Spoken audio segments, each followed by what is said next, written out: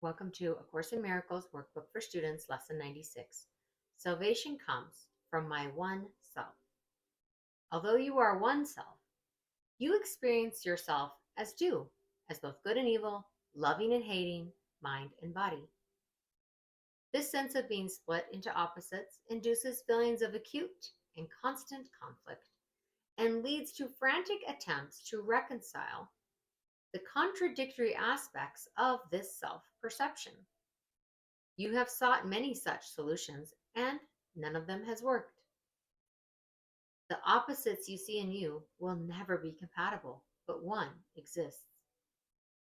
The fact that truth and illusion cannot be reconciled no matter how you try, what means you use, and where you see the problem must be accepted if you would be saved. Until you have accepted this, you will attempt an endless list of goals you cannot reach.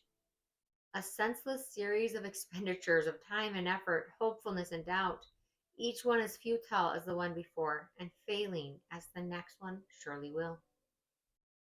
Problems that have no meaning cannot be resolved within the framework they are set. Two selves in conflict could not be resolved, and good and evil have no meeting place. The self you made can never be yourself, nor can yourself be split in two and still be what it is and must forever be. A mind and body cannot both exist. Make no attempt to reconcile the two, for one denies the other can be real. If you are physical, your mind is gone from your self concept, for it has no place in which it could be really part of you. If you are spirit, then body must be meaningless to your reality. Spirit makes use of mind as means to find its self expression. And the mind, which serves the spirit, is at peace and filled with joy. Its power comes from spirit, and it is fulfilling happily its function here. Yet mind can also see itself divorced from spirit and perceive itself within a body it confuses with itself. Without its function, then it has no peace, and happiness is alien to its thoughts. Yet mind apart from spirit cannot think. It has denied its source of strength and sees itself as helpless, limited, and weak. Disassociated from its function now, it thinks it is alone and separate, attacked by armies massed against itself, and hiding in the body's frail support. Now must it reconcile unlike with like, for this is what it thinks that it is for. Waste no more time on this. Who can resolve the senseless conflicts which a dream presents? What could the resolution mean in truth? What purpose could it serve? What is it for? Salvation cannot make illusions real, nor solve a problem that does not exist. I'm going to pause and say, when we try to solve problems that don't exist, we're actually reinforcing the illusion or the perception of there being a problem. And this is perhaps why, in so many cases, when we simply let go of the perceived problem, it resolves itself or disappears. Perhaps you hope it can. Yet, would you have God's plan for the release of his dear son bring pain to him and fail to set him free?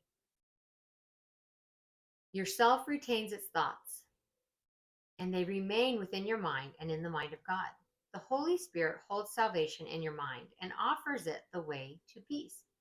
Salvation is a thought you share with God because his voice accepted it for you and answered in your name that it was done. Thus is salvation kept among the thoughts yourself holds dear and cherishes for you. We will attempt today to find this thought whose presence in your mind is guaranteed by him who speaks to you from your one self. Our hourly 5-minute practicing will be a search for him within your mind. Salvation comes from this one self through him who is the bridge between your mind and it. Wait patiently and let him speak to you about yourself and what your mind can do. Restored to it and free to serve its will. Begin with saying this: salvation comes from my one self. Its thoughts are mine to use. Then seek its thoughts and claim them as your own. These are your own real thoughts you have denied, and let your mind go wandering in a world of dreams to find illusions in their place. Here are your thoughts, the only ones you have. Salvation is among them. Find it there. If you succeed, the thoughts that come to you will tell you you are saved and that your mind has found the function that it sought to lose. Yourself will welcome it and give it peace. Restored in strength, it will again flow out from spirit to the spirit in all things, created by the spirit as itself. Your mind will bless all things. Confusion done, you are restored, for you have found yourself. Yourself knows that you cannot fail today. Perhaps your mind remains uncertain yet a little while. Be not dismayed by this. The joy yourself experiences, it will save for you, and it will yet be yours in full awareness. Every time you spend 5 minutes of the hour seeking Him who joins your mind and self, you offer Him another treasure to be kept for you.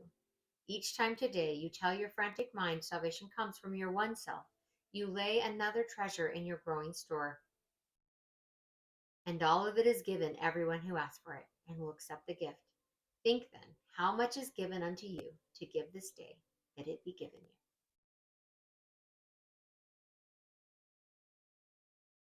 Sometimes the Course uses language that may seem unfamiliar or esoteric, and really at its core, it's quite simple. It's explaining that there's the true self, and then there is the perception of the small self that your ego has made up. And the true self is already in peace and in joy. But when your mind is identified with body identification, ego identification, it doesn't realize this. It can't. It's lost in a dream.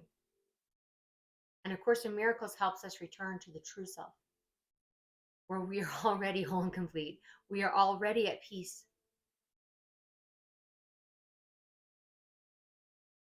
Thank you so much for joining me today, and I will see you tomorrow for lesson 97.